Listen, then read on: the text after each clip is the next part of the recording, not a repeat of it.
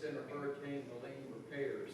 Mr. Butler. Yes, sir. The Lowndes County Civic Center sustained substantial damage during Hurricane Helene. Staff worked with Crews Engineering to inspect damage, review structural analysis, and complete and develop a plan and bid package.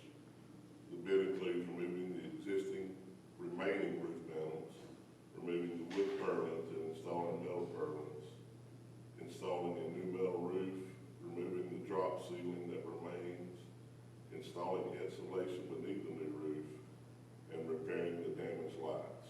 The project was advertised for bids. A pre-bid was conducted on June 25th.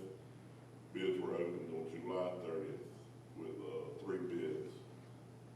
Kellerman Construction was the low bidder at $318,030. 3D Construction Services $381,565, and Standard Contractors $440,481. This is covered under our insurance coverage from the hurricane. Any questions for Mr.